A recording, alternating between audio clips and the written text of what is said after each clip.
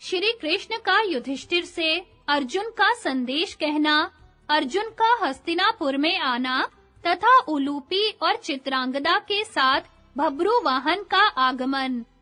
वैशंपायन जी कहते हैं, राजन, युधिष्ठिर ने अपने यहाँ बहुत से वेदज्ञ राजाओं को उपस्थित देखकर भीमसेन से कहा, भाई, यहाँ जो राजा पधारे हुए हैं, सभी अत्यंत श्रेष्ठ एवं पूजा के योग्य हैं, अतः तुम उनका यथोचित सत्कार करो। राजा की आज्ञा पाकर वे यज्ञ में आए हुए राजाओं के आतिथ्य सत्कार में लग गए। इसके बाद भगवान श्री कृष्ण बलदेव जी को आगे करके सात्यकी, प्रद्युमन, गद, निषट, साम तथा कृतवर्मा आदि वृष्णि वंशियों के साथ युधिष्ठिर के पास आए।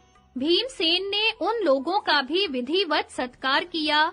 फिर वे रत्नों से भरे हुए घरों में जाकर रहने लगे। श्री कृष्ण युधिष्ठिर के पास बैठकर थोड़ी देर तक बात करते रहे। अंत में बोले, राजन, मेरे पास द्वारका का रहने वाला एक विश्वास पात्र मनुष्य आया था। उसने अर्जुन को अपनी आंखों देखा था।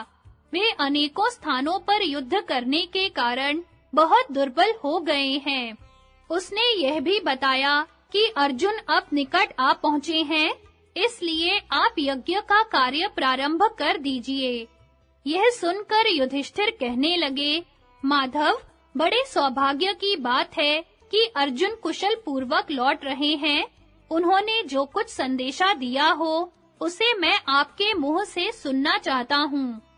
भगवान श्री कृष्ण ने कहा, महाराज, मेरे पास जो मनुष्य आया था, उसने अर्जुन की बात याद करके मुझसे इस प्रकार कहा, श्री कृष्ण, आप समय देखकर मेरा यह कथन महाराज युधिष्ठिर को भी सुना दीजिए।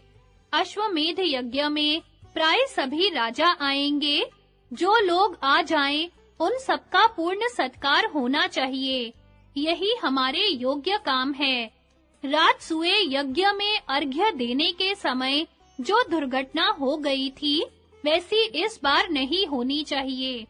इस यज्ञ में मणिपुर का राजा भब्रुवाहन भी आने वाला है, जो महान तेजस्वी और मेरा प्रिय पुत्र है। मेरे प्रति उसकी बड़ी भक्ति और अनुरक्ति है।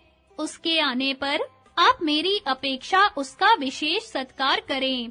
अर्जुन का संदेश सुनकर युधिष्ठिर ने उसका हृदय से अभिनंदन करते हुए कहा, भगवन, आपने जो यह प्रिय समाचार सुनाया है, उसे मैंने अच्छी तरह सुन लिया। आपका अमृतमय वचन मेरे मन को आनंद मग्न किए देता है। मेरे सुनने में आया है कि भिन्न-भिन्न देशों में वहां के राजाओं के साथ अर्जुन को कई बार युद्ध करने पड़े हैं। अर्जुन का शरीर तो सभी शुभ लक्षणों से संपन्न है, फिर उसमें अशुभ लक्षण कौन सा है, जिसके कारण अधिक कष्ट उठाना पड़ता है? युधिष्ठिर के इस प्रकार पूछने पर भगवान श्री कृष्ण ने बहुत सोचकर उत्तर दिया, राजन, अर्जुन की फिल्लियां औसत से कुछ अधिक मोटी हैं। इसके सिवा और कोई अशुभ लक्षण उनके शरीर में मुझे दिखाई नहीं देता। अर्जुन के संबंध में विचित्र बातें सुनकर भीमसेन आदि पांडव तथा यज्ञ कराने वाले ब्राह्मण विशेष प्रसन्न हो रहे थे। इन लोगों में अभी अर्जुन विषयक बातचीत हो ही रही थी कि अर्जुन का भेजा हुआ दूत वहां आ पहुंचा। वह बड़ा बुद्धिमान था। उसने युधिष्ठिर के पास जाकर उन्हें प्रणाम किया और अर्जुन के आने का समाचार सुनाया। दूसरे दिन सवेरे ही अर्जुन आए। चारों ओर इसकी चर्चा होने से नगर में कोलाहल सा मच गया। यज्ञ संबंधी घोड़े की टाप से धूल उड़ने लगी और उसके बीच में चलता हुआ वह अश्व उच्चैः श्रवा के समान शोभा पाने लगा। उस समय अर्जुन को लोगों की आनंदमयी बातें सुनाई देने लगी।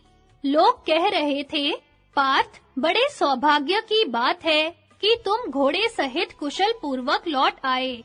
तुम्हें पाकर राजा युधिष्ठिर धन्य है। तुम्हारे सिवा दूसरा कौन है जो समस्त राजाओं पर विजय पा जाए और घोड़े को घुमाकर कुशल पूर्वक लौट आवे।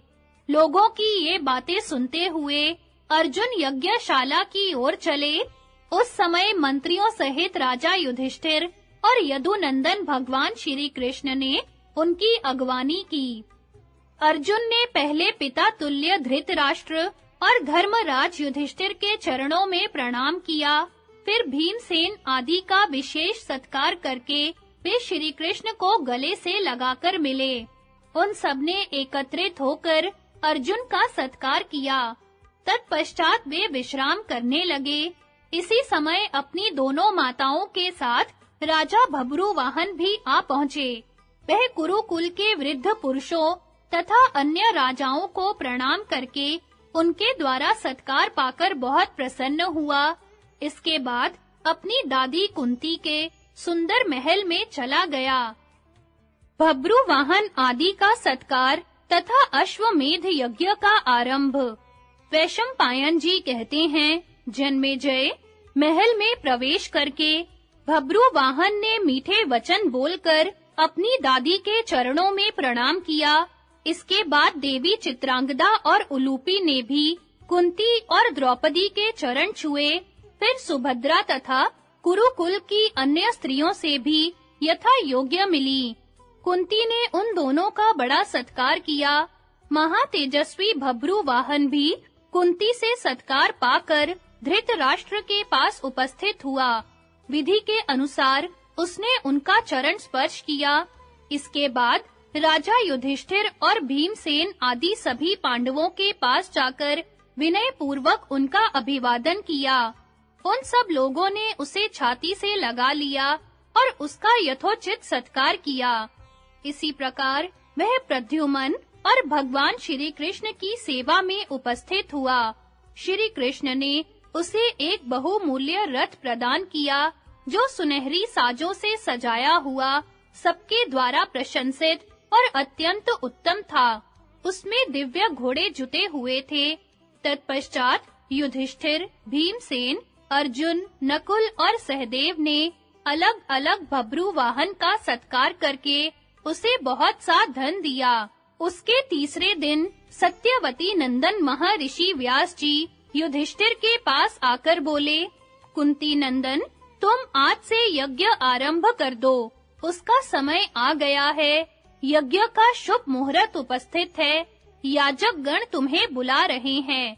तुम्हारे इस यज्ञ में किसी बात की कमी नहीं रहेगी। यह किसी भी अंग से हीन नहीं होगा, इसलिए अहीन कहलाएगा। इसमें सुवर्ण नामक द्रव्य की अधिकता है, अतः यह बहुसुवर्णक नाम से विख्यात होगा। महाराज, यज्ञ के प्रधान कारण ब्राह्मण ही है, इसलिए तुम उन्हें तिगुनी दक्षिणा देना। ऐसा करने से तुम्हें 3 अश्वमेध यज्ञों का फल मिलेगा और तुम पाप से भी मुक्त हो जाओगे। महर्षि व्यास के ऐसा कहने पर धर्मात्मा राजा युधिष्ठिर ने अश्वमेध यज्ञ की सिद्धि के लिए उसी दिन दीक्षा ग्रहण की और बहुत से अन्न की दक्षिणा से युक्त तथा संपूर्ण कामना और गुणों से संपन्न उस महान यज्ञ को आरंभ कर दिया।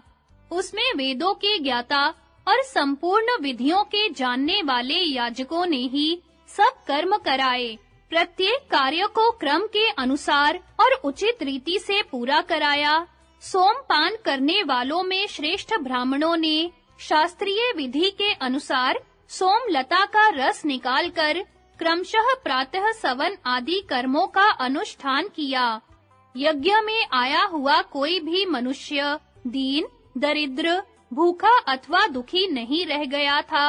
उस यज्ञ के सदस्यों में कोई भी ऐसा नहीं था जो 6 अंगों का विद्वान, ब्रह्मचर्य व्रत का पालन करने वाला, अध्यापन कार्य में कुशल तथा वाद विवाद में प्रवीण न हो।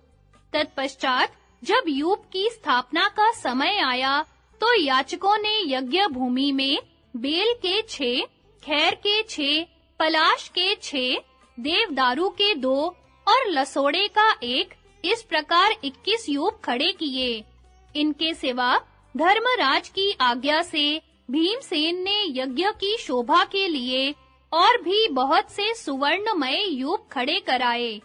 यज्ञ की वेदी बनाने के लिए सोने की ईंटें तैयार कराई गई थी। उनके द्वारा जब वेदी बनकर तैयार हुई, तो वह दक्ष प्रजापति की यज्ञ वेदी के समान शोभा पाने लगी। उस यज्ञ मंडप में अग्नि चयन के लिए 4 स्थान बने थे। उन सबकी लंबाई 18-18 हाथ की थी। उनका आकार गरुड़ के समान था, जिसमें सोने के पंख लगे हुए थे। उन वेदियों पर त्रिकोण कुंड बने हुए थे। उन्हीं में अग्नि स्थापन का कार्य हुआ। उसके चारों ओर सिद्धों और ब्राह्मणों का निवास था। व्यास जी के शिष्य, जो संपूर्ण शास्त्रों के प्रणेता और यज्ञ कर्म में कुशल थे, उस यज्ञ में सदस्य थे। देवर्षि नारद, तुम्बुरु, विश्वावसु, चित्रसेन तथा गान विद्या में प्रवीण दूसरे गंधर्व भी वहां मौजूद थे। नाचने और गाने में कुशल गंधर्व लोग प्रतिदिन यज्ञ कार्य संपन्न होने के बाद अपनी कला के द्वारा ब्राह्मणों का मनोरंजन, ब्राह्मणों को दक्षिणा देना और राजाओं को भेंट देकर विदा करना। वैशंपायन जी कहते हैं, राजन, इस प्रकार इंद्र के समान तेजस्वी राजा युधिष्ठिर का यज्ञ पूर्ण हुआ। तत्पश्चात भगवान व्यास ने उनके अभ्युदय होने का आशीर्वाद दिया। फिर युधिष्ठिर ने ब्राह्मणों को विधि पूर्वक 1000 करोड़ स्वर्ण मुद्राएं दक्षिणा में देकर व्यास जी को संपूर्ण पृथ्वी दान कर दी। सत्यवती नंदन व्यास ने उस दान को स्वीकार करके युधिष्ठिर से कहा, राजन, तुम्हारी दी हुई इस पृथ्वी को पुनः तुम्हारे ही अधिकार में छोड़ता हूँ। तुम मुझे इसकी कीमत दे दो, क्योंकि ब्राह्मण धन के ही इच्छुक होते हैं, राज्य के नहीं। तत्पश्चात महामना युधिष्ठिर ने उन ब्राह्मणों से कहा, अश्वमेध यज्ञ में पृथ्वी की दक्षिणा देने का विधान है, अतः अर्जुन के द्वारा जीती हुई यह सारी पृथ्वी मैंने ऋत्विजों को दे दी है। अब मैं वन में चला जाऊंगा। आप लोग चातुर्होत्र की विधि के अनुसार इसे 4 भागों में बांट लीजिए। उनके ऐसा कहने पर भीमसेन आदि भाइयों और द्रौपदी ने एक स्वर से कहा, हाँ, महाराज का कहना बिल्कुल ठीक है। इस महान त्याग की बात सुनकर सबके रोंगटे खड़े हो गए। इसी समय आकाशवाणी हुई, पांडवों, तुम धन्य हो। समस्त ब्राह्मण उनके सत्साहस की प्रशंसा करने लगे। तब व्यास ने ब्राह्मणों के बीच में युधिष्ठिर की प्रशंसा करते हुए कहा, राजन, तुमने तो यह पृथ्वी मुझे दे ही दी है। अब मैं अपनी ओर से इसे वापस करता हूँ। इसके बदले में ब्राह्मणों को सुवर्ण दे दो और पृथ्वी को अपने ही पास रहने दो।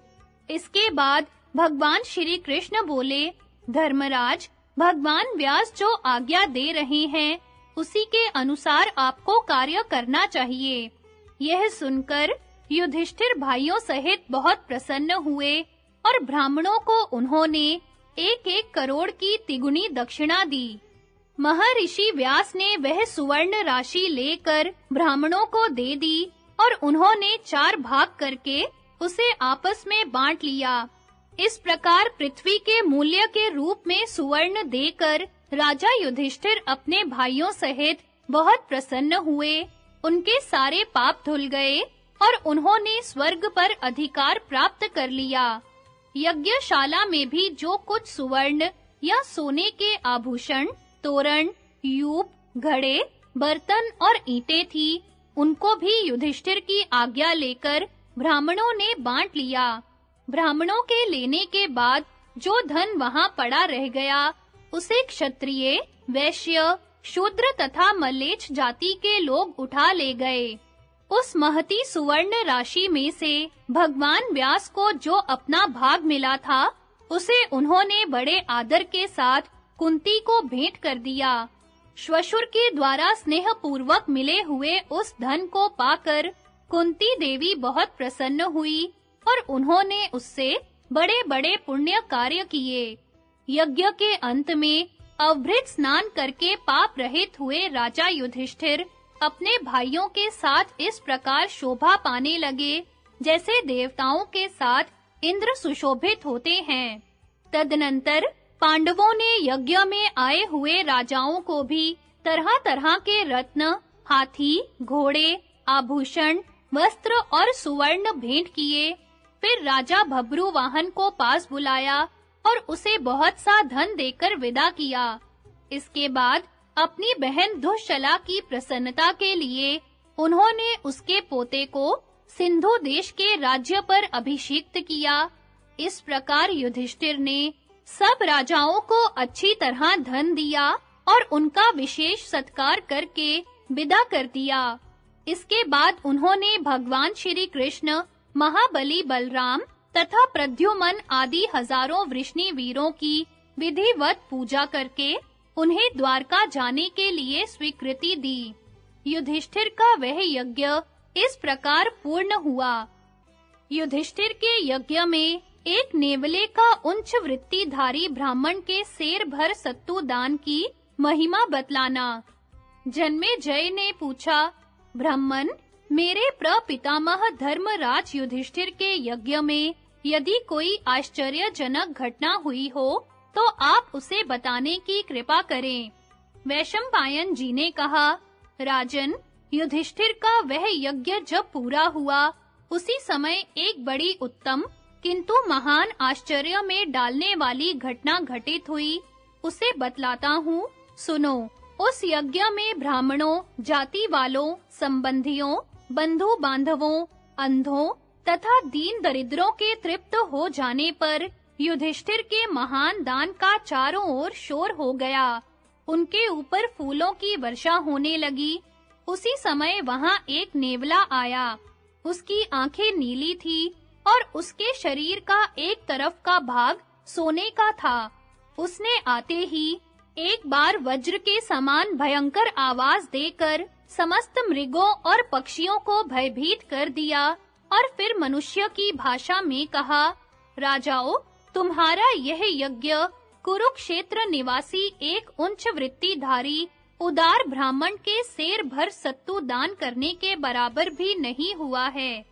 नेवले की बात सुनकर समस्त ब्राह्मणों को बड़ा आश्चर्य हुआ और वे उसे चारों ओर से घेर कर पूछने लगे, नकुल, इस यज्ञ में तो साधु पुरुषों का ही समागम हुआ है, तुम कहां से आ गए? तुम में कौन सा बल और कितना शास्त्र ज्ञान है? तुम किसके सहारे रहते हो? हमें किस तरह तुम्हारा परिचय प्राप्त होगा? तुम किस आधार पर हमारे इस यज्ञ की निंदा करते हो? हमने नाना प्रकार की यज्ञ सामग्री एकत्रित करके शास्त्रीय विधि की अवहेलना न करते हुए इस यज्ञ को पूर्ण किया है। शास्त्र और न्याय के अनुसार प्रत्येक कर्तव्य कर्म का पालन किया गया है। पूजनीय पुरुषों की विधिवत पूजा की गई है। यहाँ नाना प्रकार के दानों से ब्राह्मणों को, उत्तम युद्ध के द्वारा क्षत्रियों को, श्राद्ध के द्वारा पितामहों को, रक्षा के द्वारा वैश्यों को, संपूर्ण कामनाओं की पूर्ति करके उत्तम स्त्रियों को, दया से शूद्रों को, दान से बची हुई वस्तुएं देकर अन्य मनुष्यों को तथा राजा के शुद्ध बर्ताव से ज्ञाति एवं संबंधियों को संतुष्ट किया है। इसी प्रकार पवित्र हविष्य के द्वारा देवताओं को और रक्षा का भार लेकर शरणागतों को प्रसन्न किया गया है। यह सब होने पर भी तुमने क्या देखा या सुना है जिससे इस यज्ञ पर आक्षेप करते हो? तुम सच-सच बताओ, क्योंकि तुम्हारी बातें विश्वास के योग्य जान पड़ती हैं। ब्राह्मणों के इस प्रकार पूछने पर नेवले ने हंसकर कहा, विप्रवृंद, मैंने आप लोगों से मिथ्या अथवा घमंड में आकर कोई बात नहीं कही है। मैंने जो कहा है कि आप लोगों का यह यज्ञ उच्च वृत्ति वाले ब्राह्मण के द्वारा किए हुए सेर भर सत्तू दान के बराबर भी नहीं है। इसका कारण अवश्य आप लोगों को बताने योग्य है। अब मैं जो कुछ कहता हूँ उसे आप लोग शांत चित्त होकर सुने। कुरुक्षेत्र निवासी उच्च वृत्तिधारी दानी ब्राह्मण के संबंध में मैंने जो कुछ देखा और अनुभव किया है वह बड़ा ही उत्तम एवं अद्भुत है। उस ब्राह्मण के द्वारा न्यायतः प्राप्त हुए थोड़े से अन्न का दान भी उत्तम फल का साधक हुआ। यही प्रसंग आप लोगों को बता रहा हूँ। कुछ दिनों पहले की बात है, धर्म क्षेत्र कुरुक्षेत्र में, जहाँ बहुत से धर्मज्ञ महात्मा रहा करते हैं, कोई ब्राह्मण रहते थे। वे उच्च वृत्ति से ही अपना जीवन निर्वाह करते थे। कबूतर के समान अन्न का दाना चुनकर लाते और उसी से कुटुंब का पालन करते थे। वे अपनी स्त्री, पुत्र और पुत्रवधू के साथ रहकर तपस्या में संलग्न थे। वे प्रतिदिन दिन के छठे भाग में स्त्री पुत्र आदि के साथ भोजन किया करते थे। यदि किसी दिन उस समय भोजन न मिला तो दूसरे दिन फिर उसी वेला में अन्न ग्रहण करते थे। एक बार वहां बड़ा भयंकर अकाल पड़ा। उस समय ब्राह्मण के पास अन्न का संग्रह तो था नहीं और खेतों का अन्न भी सूख गया था। अतः उनके पास द्रव्य का बिल्कुल अभाव हो गया। प्रतिदिन दिन का छठा भाग आकर बीत जाता, किंतु उन्हें समय पर भोजन नहीं मिलता था। बेचारे सब के सब भूखे ही रह जाते थे। एक दिन ज्येष्ठ के शुक्ल पक्ष में दोपहरी के समय वे तपस्वी ब्राह्मण भूख और गर्मी का कष्ट सहते हुए अन्न की खोज में निकले। घूमते-घूमते भूख और परिश्रम से व्याकुल हो उठे, तो भी उन्हें अन्न का एक भी दाना नसीब नहीं हुआ। और दिनों की भांति उस दिन भी उन्होंने अपने कुटुंब के साथ उपवास करके ही दिन काटा। धीरे-धीरे उनकी प्राण शक्ति क्षीण होने लगी। इसी बीच में एक दिन के छठे भाग में उन्हें सेर भर जौ मिल गया। उस ब्राह्मण परिवार के सब लोग तपस्वी थे। उन्होंने जौ का सत्तू तैयार कर लिया और नैतिक नियम एवं जप का अनुष्ठान करके अग्नि में विधि पूर्वक आहुति देने के पश्चात वे थोड़ा-थोड़ा सत्तू बांटकर भोजन के लिए बैठे। इतने ही में कोई अतिथि ब्राह्मण वहां आ पहुंचा। अतिथि का दर्शन करके उन सबका हृदय हर्ष से खिल उठा। उसे प्रणाम करके उन्होंने कुशल समाचार पूछा। क्षुधा से कष्ट पाते हुए अतिथि ब्राह्मण को अपने ब्रह्मचर्य और गोत्र का परिचय देकर वे कुटी में ले गए। वहां उच्च वृत्ति वाले ब्राह्मण ने कहा, भगवन, आपके लिए यह अर्घ्य, पाद्य और आसन मौजूद है तथा न्याय पूर्वक उपार्जित किए हुए ये परम पवित्र सत्तू आपकी सेवा में उपस्थित हैं। मैंने प्रसन्नता पूर्वक इन्हें आपको अर्पण किया है। आप इसे स्वीकार करें। उनके इस प्रकार कहने पर अतिथि ने एक भाग सत्तू लेकर खा लिया, किंतु उतने से उसकी भूख शांत न हुई। ब्राह्मण ने देखा कि अतिथि देवता अब भी भूखे ही रह गए हैं, तो वे यह सोचते हुए कि इनको किस प्रकार संतुष्ट किया जाए, उनके लिए आहार की चिंता करने लगे। तब ब्राह्मण की पत्नी ने कहा, नाथ, आप अतिथि को मेरा भाग दे दीजिए। उसे खाकर पूर्ण तृप्त होने के बाद इनकी जहां इच्छा होगी चले जाएंगे। अपनी पतिव्रता पत्नी की यह बात सुनकर ब्राह्मण ने उसकी अवस्था पर विचार किया। वे स्वयं जो भूख का कष्ट उठा रहे थे, उनके द्वारा यह अनुमान करते देर न लगी कि यह बेचारी तो खुद ही क्षुधा से दुख पा रही है। इसके सिवा वह तपस्विनी बूढ़ी, थकी हुई और अत्यंत दुर्बल भी थी। उसके शरीर में चमड़े से ढकी हुई हड्डियों का ढांचा मात्र रह गया था। इसलिए उन्होंने अपनी भार्या से कहा, कल्याणी, अपनी स्त्री की रक्षा और पालन पोषण करना कीट, पतंग और पशुओं का भी कर्तव्य है। पुरुष होकर भी जो स्त्री के द्वारा अपना पालन पोषण और संरक्षण करता है, वह मनुष्य दया का पात्र है। वह उज्जवल कीर्ति से भ्रष्ट हो जाता है और उसे उत्तम लोकों की ऐसा कहने पर ब्राह्मणी बोली, प्राणनाथ, हम दोनों के धर्म और अर्थ एक ही हैं, अतः आप मुझ पर प्रसन्न हो और मेरे हिस्से का यह पाव भर सत्तू लेकर अतिथि को दे दें। स्त्रियों का सत्य, धर्म रति अपने गुणों से मिला हुआ स्वर्ग तथा उनकी सारी अभिलाषा पति के ही अधीन है। स्त्री के लिए पति ही सबसे बड़ा देवता है। आप पालन करने के कारण मेरे पति, भरण पोषण करने से भर्ता और पुत्र प्रदान करने के कारण वरदाता हैं। इसलिए मेरे हिस्से का सत्तू अतिथि देवता को अर्पण कीजिए। पत्नी के ऐसा कहने पर ब्राह्मण ने सत्तू लेकर अतिथि से कहा, द्विजवर, यह सत्तू भी ग्रहण कीजिए। अतिथि वह सत्तू भी लेकर खा गया, किंतु उसे संतोष न हुआ। यह देखकर ब्राह्मण को बड़ी चिंता हुई। तब उनके पुत्र ने कहा, पिताजी, मेरा सत्तू लेकर आप ब्राह्मण को दे डालिए। मैं इसी में पुण्य समझता हूँ, इसलिए ऐसा कर रहा हूँ। पुत्र होने का यही फल है कि वह वृद्धावस्था में पिता की रक्षा करे। श्रुति की यह सनातन आज्ञा तीनों लोकों में प्रसिद्ध है।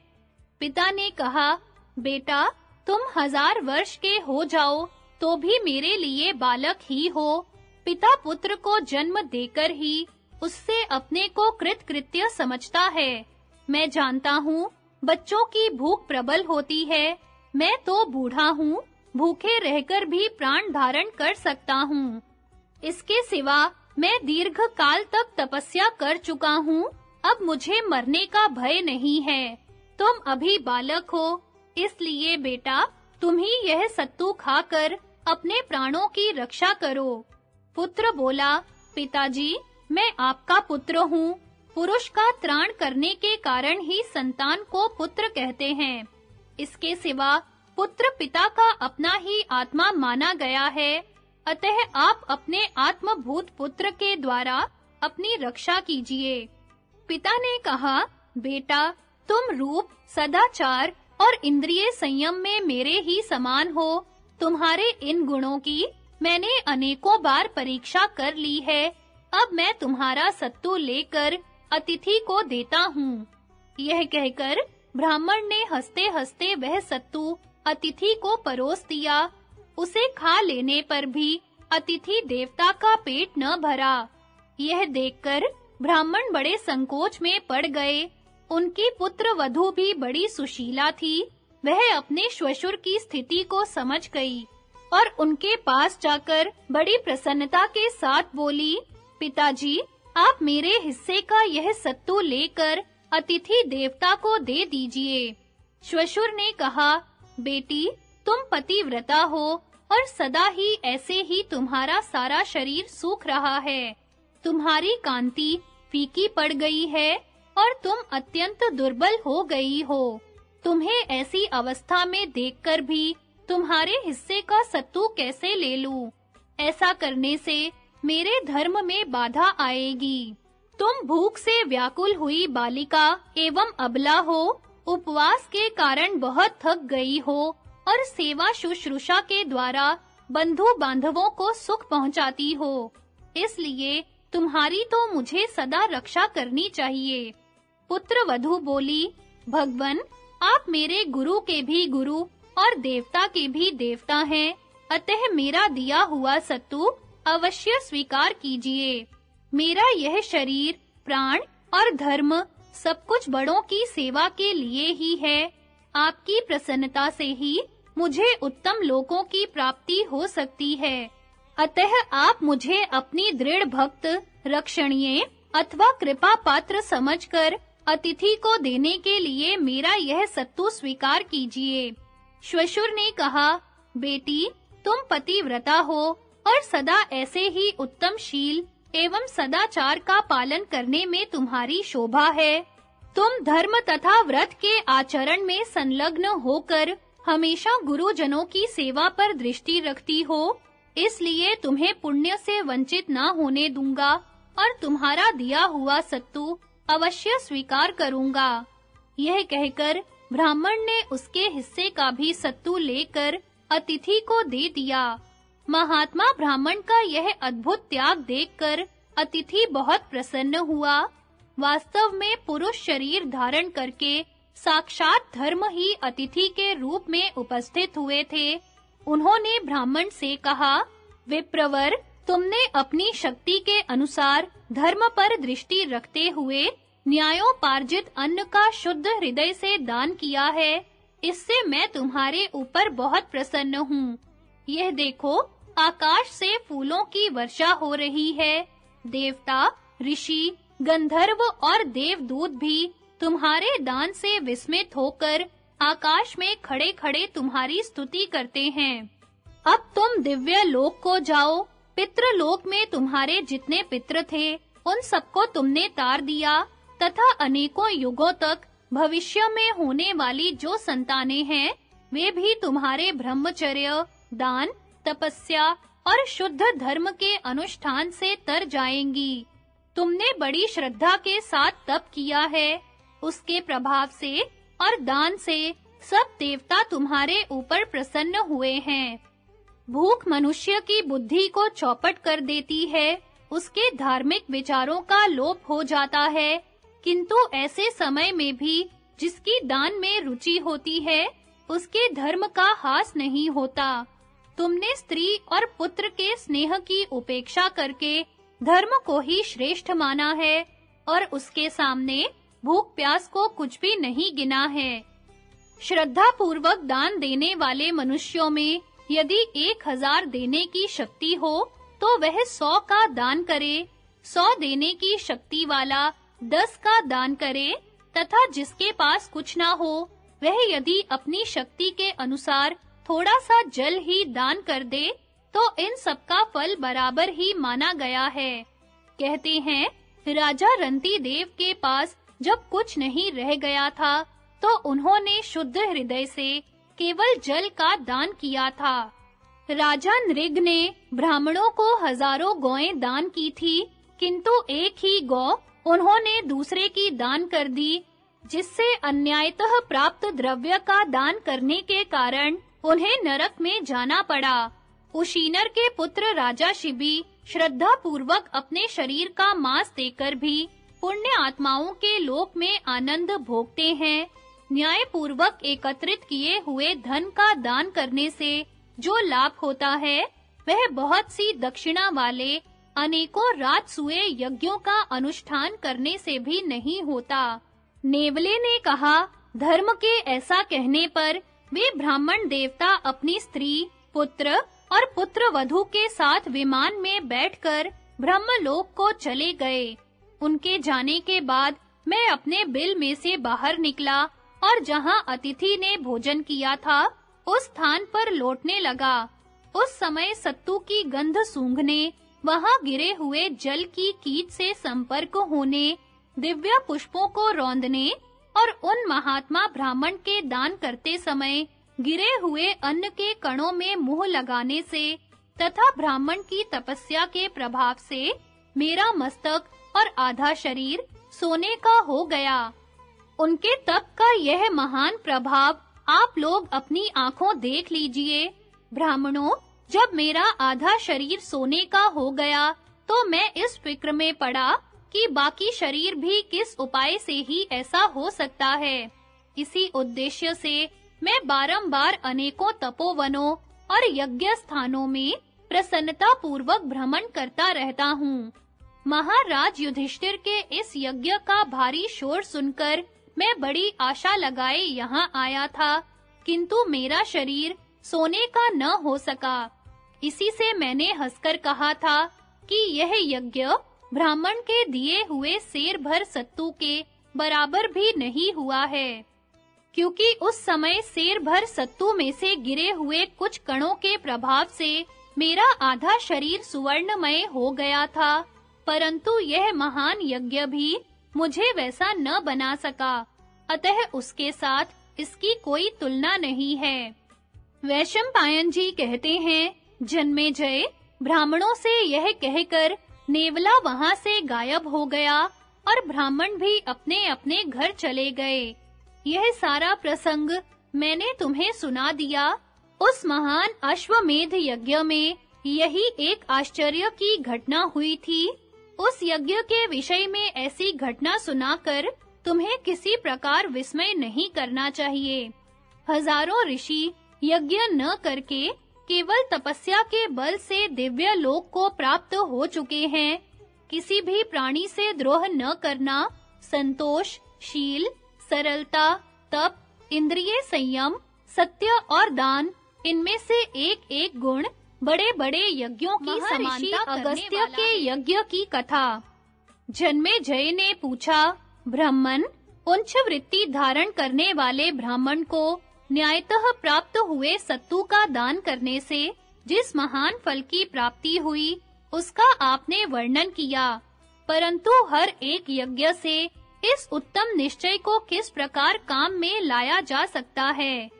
वैशंपायन जी ने कहा, राजन, इस विषय में पहले अगस्त्य मुनि के महान यज्ञ में जो घटना घटित हुई थी, उस प्राचीन इतिहास का उदाहरण दिया जाता है।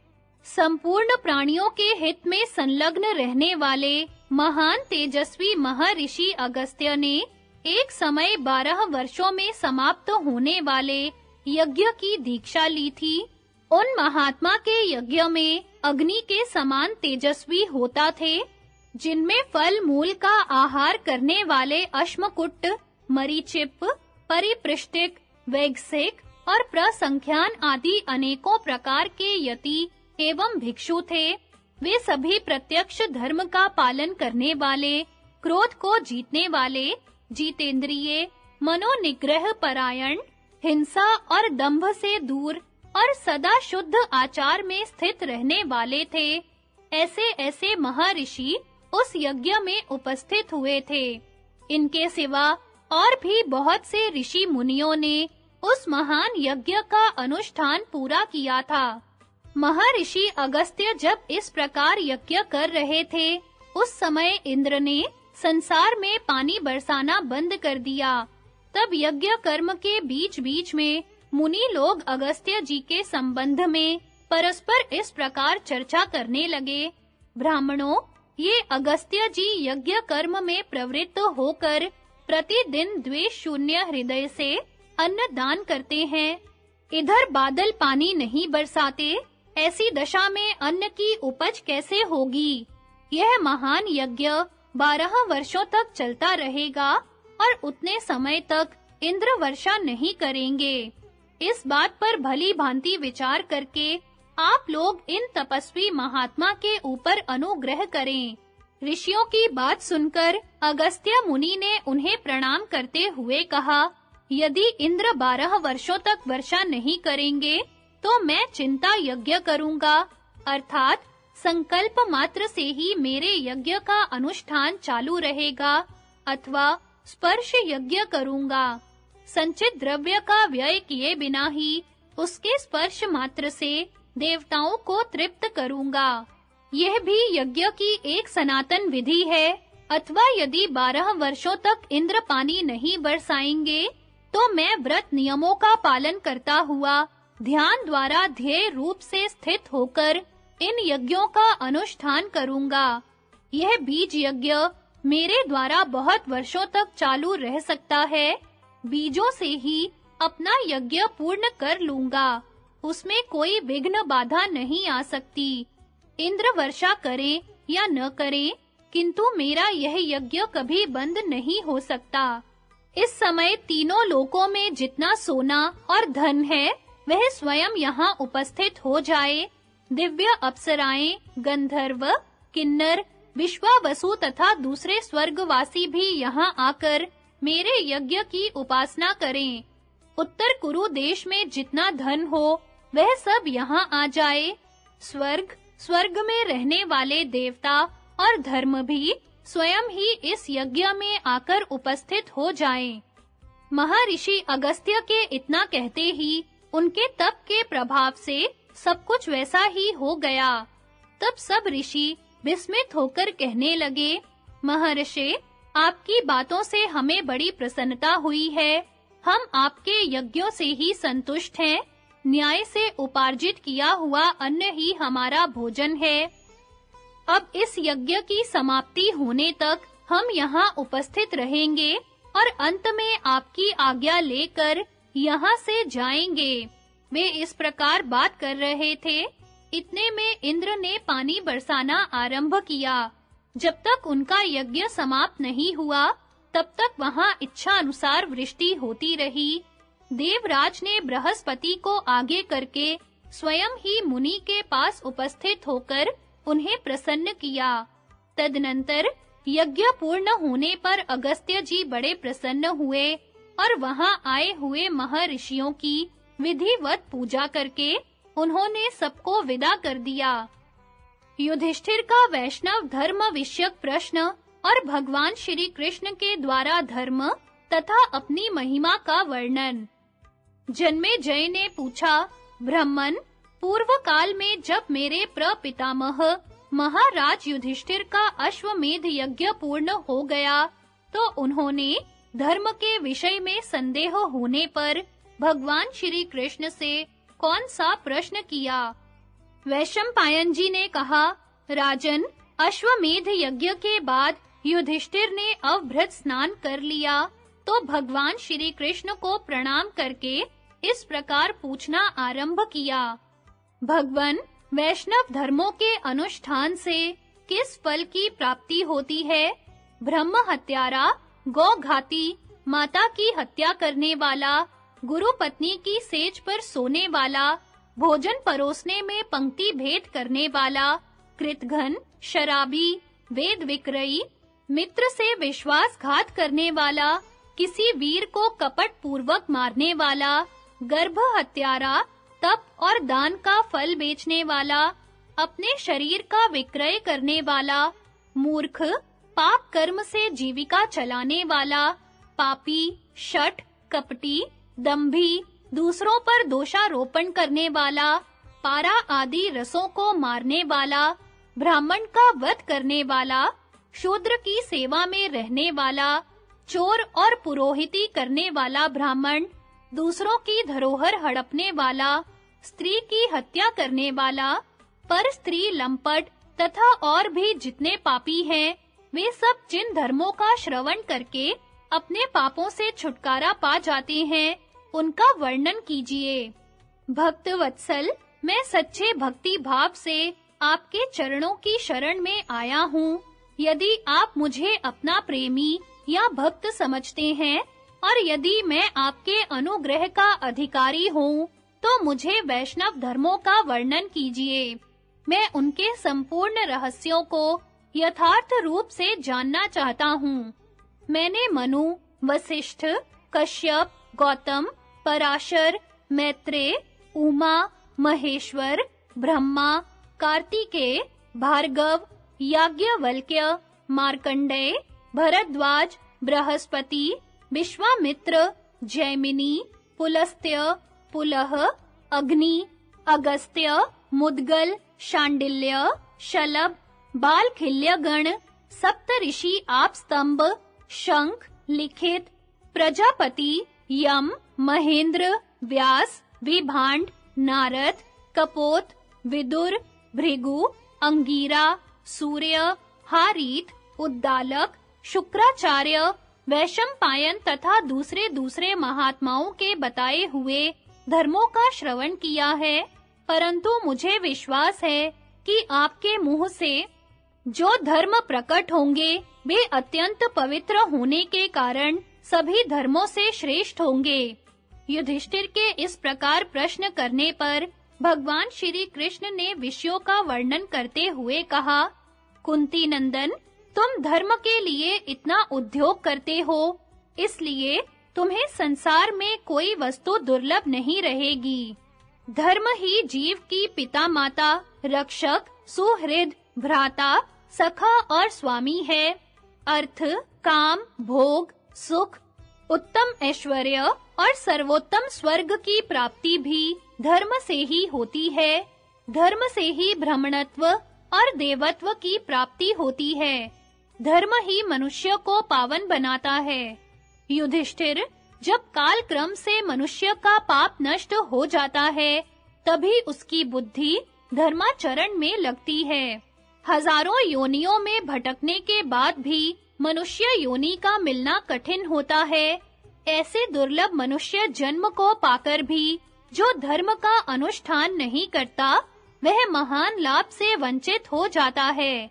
आज जो लोग निंदित, दरिद्र, कुरूप, रोगी, दूसरों के द्वेष पात्र और मूर्ख देखे जाते हैं, उन्होंने पूर्व जन्म में धर्म का अनुष्ठान नहीं किया है। किंतु जो दीर्घजीवी, शूरवीर, पंडित, भोग सामग्री से संपन्न, निरोग और रूपवान है, उनके द्वारा पूर्व जन्म में निश्चय ही धर्म का संपादन हुआ है। इस प्रकार शुद्ध भाव से किया हुआ धर्म का अनुष्ठान उत्तम गति की प्राप्ति कराता है। पांडुनंदन, अब मैं तुम्हें एक रहस्य की बात बताता हूँ, सुनो। तुमसे परम धर्म का वर्णन अवश्य करूँगा। तुम मेरे भक्त हो, अत्यंत प्रिय हो और सदा मेरी शरण में स्थित रहते हो। तुम्हारे पूछने पर मैं परम गोपनीय आत्म तत्व का भी वर्णन कर सकता हूँ। फिर धर्म संहिता के लिए तो कहना ही क्या है। जो लोग मुझे केवल मनुष्य शरीर में सीमित समझकर मेरी अवहेलना करते हैं, वे मूर्ख हैं और संसार के भीतर बारंबार तिर्यक योनियों में भटकते रहते हैं। इसके विपरीत जो ज्ञान दृष्टि से मुझे संपूर्ण भूतों में स्थित देखते हैं, वे सदा मुझ में मन लगाए रहने वाले मेरे भक्त हैं। ऐसे भक्तों को मैं परम धाम में अपने पास बुला लेता हूँ। मेरे भक्तों का नाश नहीं होता, वे निष्पाप होते हैं। मनुष्यों में उन्हीं का जन्म सफल है जो मेरे भक्त हैं। हजारों जन्मों तक तपस्या करने से जब मनुष्यों का अंतःकरण शुद्ध हो जाता है, तब उसमें भक्ति का उदय होता है। मेरा जो अत्यंत गोपनीय, कूटस्थ, अचल और अविनाशी पर स्वरूप है, उसका मेरे भक्तों को जैसा अनुभव होता है, वैसा देवताओं को भी नहीं होता। संसार के समस्त जीव सब प्रकार के पदार्थों से मेरे स्वरूप की पूजा करते हैं। जो मनुष्य मुझे जगत की उत्पत्ति, स्थिति और संहार का कारण समझकर मेरी शरण लेता है, उसके ऊपर कृपा करके मैं उसे संसार बंधन से मुक्त कर देता हूँ। मैं ही देवताओं का आदि हूँ। ब्रह्मा आदि देवताओं की मैंने ही सृष्टि की है। मैं ही अपनी प्रकृति का आश्रय लेकर संपूर्ण संसार की सृष्टि करता हूँ। ध्युलोक को मेरा मस्तक समझो, सूर्य और चंद्रमा मेरी आंखें हैं, गौ, अग्नि और ब्राह्मण मेरे मुख हैं और वायु मेरी सांस है। 8 दिशाएं मेरी बाहें, नक्षत्र मेरे आभूषण और संपूर्ण भूतों को अवकाश देने वाला अंतरिक्ष मेरा वक्षः स्थल है। बादलों और हवा के चलने का जो मार्ग है, उसे मेरा अविनाशी उदर समझो। द्वीप, समुद्र और जंगलों से भरा हुआ यह भूमंडल मेरे दोनों पैरों के स्थान में है। मेरे हजारों मस्तक, हजारों मुख, हजारों नेत्र, हजारों भुजाएं, हजारों उदर, हजारों उरु और हजारों पैर हैं। मैं पृथ्वी को सब ओर से धारण करके समस्त ब्रह्मांड से 10 अंगुल ऊंचे अर्थात सबसे परे विराजमान हूँ। संपूर्ण प्राणियों का आत्मा हूँ, इसलिए सर्वव्यापी कहलाता हूँ। मैं अचिंत्य, अनंत, अजर, अजन्मा, अनादि, अवध्य, अप्रमेय, अव्यय, निर्गुण, गूढ़ स्वरूप, निर्द्वंद, निर्मम, निष्कल, निर्विकार और मोक्ष का आदि कारण हूँ। सुधा, स्वधा और स्वाहा भी मैं ही हूँ। मैं चारों आश्रमों का धर्म, 4 प्रकार के होताओं से संपन्न होने वाला यज्ञ, चतुर्व्यूह, चतुर्यज्ञ और चारों आश्रमों को प्रकट करने वाला हूँ।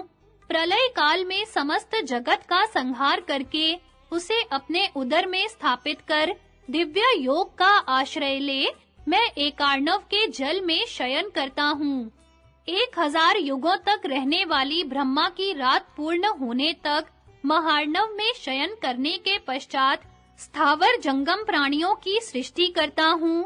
प्रत्येक कल्प में मेरे द्वारा जीवों की सृष्टि और संहार का कार्य होता है। राजन, कहीं कोई भी ऐसी वस्तु नहीं है जिसमें मेरा निवास न हो, तथा कोई ऐसा जीव नहीं है जो मुझ में स्थित न हो।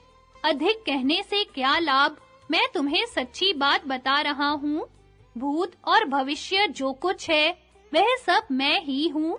संपूर्ण भूत मुझसे ही उत्पन्न होते हैं और मेरे ही स्वरूप हैं। फिर भी मेरी माया से मोहित रहते हैं, इसलिए मुझे जान नहीं पाते। इस प्रकार देवता, असुर और मनुष्यों सहित समस्त संसार का मुझसे ही जन्म और मुझ में ही लय होता है।